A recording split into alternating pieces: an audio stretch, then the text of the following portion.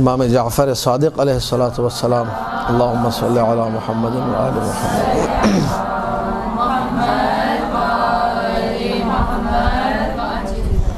ان کے پاس ایک شخص آیا، اس کو بھی یہی کنفیوژن تھی جو آپ کو ہے۔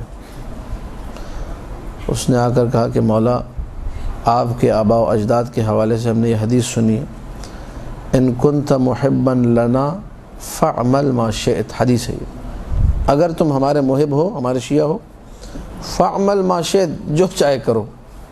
یہ حدیث معصوم ہے، یہ آپ کی کنفیوژن کو مزید ڈیولپ کر دے گی۔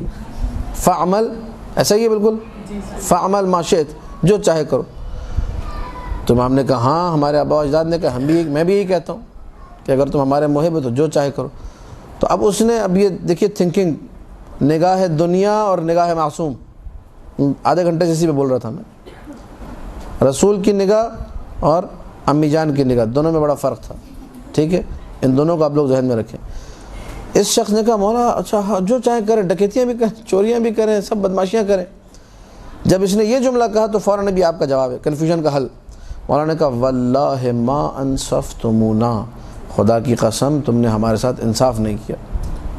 جن کی محبت کی وجہ سے تم یہ چھوٹ اپنے لیے پا رہے ہو، جو یہ باتیں کر رہے ہو، ہم تو کبھی کوئی حرام نہیں کرتے، ہم تو کبھی کوئی واجب ترک نہیں کرتے، ہمارے لیے جائز نہیں ہے کہ ہم حرام کریں اور واجب کو چھوڑیں۔ تمہارے لیے جو تم ہمارے محب، ان کی کہاں سے چھوٹ مل جائے گی؟ واللہ ما انصفتمونا، تم نے انصاف نہیں کیا۔ اب انہوں نے، مولانا حدیث کو کھولا، اس کنفیوژن کو بالکل اور ختم کر دیا بالکل سرے سے۔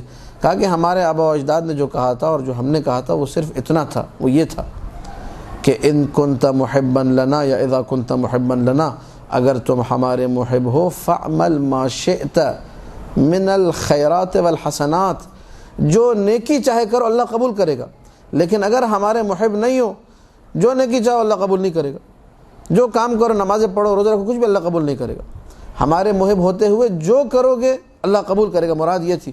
اس کو لوگوں نے بالکل گھما پھرا کے الٹا ہی کر دیا کہ جو چاہے کرو کا مطلب کیا ہے؟ غلط بھی کرو، سلط بھی کرو، گناہ بھی کرو، غلطیاں بھی کرو۔ ایسا قطعاً کسی معصوم نے نہیں کہا۔ ہمارے معصومین نے مقام رجاء میں یہ حدیث ہے، امید کے مقام پر، کہ اگر انسان سے، اگر کنڈیشنل سینٹنس، اگر کبھی غلطی ہو گئی، اگر خطا ہو گئی، ہم لوگ سب ایسے ہیں، ایک غلطی کرتے ہیں استغفر اللہ ربی واتوب الیہ، اس کے بعد پھر غلطی، پھر استغفر اللہ، پھر غلطی، ٹھیک ہے؟ ہوتا ہے یا نہیں ہوتا یہ؟